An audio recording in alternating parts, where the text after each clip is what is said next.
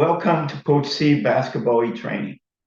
Today's topic is how to increase your team's possession time. Maximizing a team's possession time, shooting percentage, and shot attempts per possession while minimizing the opponents are important steps to winning games and championships. In today's lesson, and with the help of a magnetic board, I will show you some of the defensive strategies that we use to substantially increase our team's possession time during the game. So let's go to the board. Okay, in this board, the blue team is offense, attacking this way, and the red is defense. Let's assume that a team has 70 possessions per game, an average of 70 possessions. I see many teams extending the defense, trying to pressure the guard, but in the process, they allow the guard to receive the pass. And then they allow the guard, they just backpedal. They are somewhat containing the guard, but they allow the guard these 10 seconds of possession time without forcing the guard to change direction. So maybe you could force a turnover. You are not forcing the guard to go to a side or influence the guard to a side that does not favor the offense. So in summary, they are extending the defense, but allowing the offense to have 10 seconds of possession. So if they continue this pickup defensive strategy for the entire game, they are allowing the offense to have 700 seconds of possession. That is equal to approximately 12 minutes of possession that your team is not going to have to produce shot attempts and baskets and points.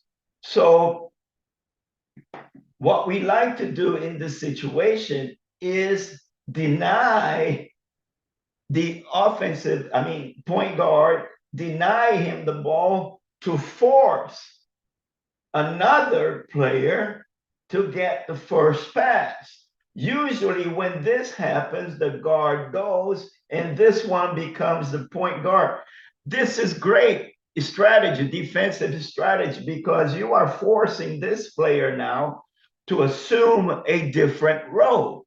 He is now the point guard and evidently not as effective balancing his team offense and coordinating the offensive scheme as well as this point guard here.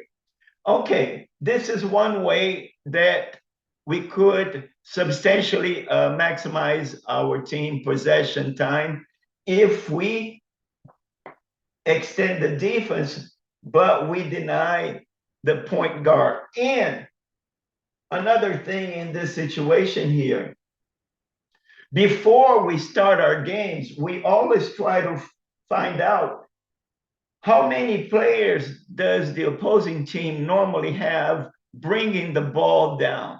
So let's say we score a layup here and the point guard is coming for the inbound.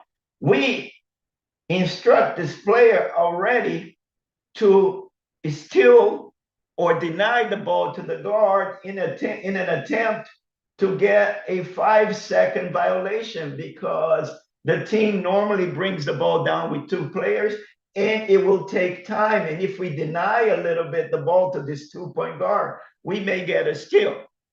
Okay? Now, let's say that the team was able to cross the half-court line in possession of the ball. What we like to do in this situation, let's assume that this player here is the scorer. we're going to jump to the line and we are going to deny the ball to the shooter.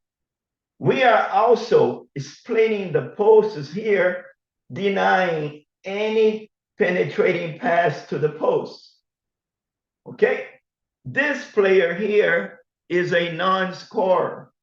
We don't want to deny him because we don't want to open gaps in our defense. So if he is a non-scorer, we're going to play off of him. So what that does is, if we're denying here, denying pass to the post, the ball is going to go to a player who is a non-scorer. And that is good strategically because the guard will pass.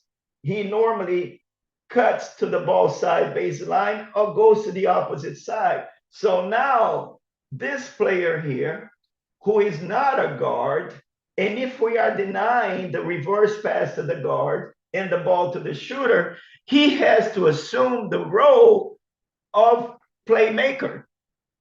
Okay, so this is the second thing that we like to do in order to force turnover and to disrupt the offensive flow.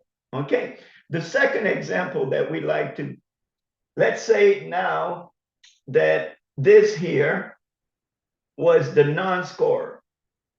Most teams are running this offense. We're playing off because we're pressuring the guard and we are denying the shooter. The ball goes to the non-scorer. Guard normally uses a back pick here and cuts to the ball side. Now this post steps out to set a screen, a pick and roll. In pick and roll situations, we don't try to go under or below. We are going to trap. We deny the ball to the guard.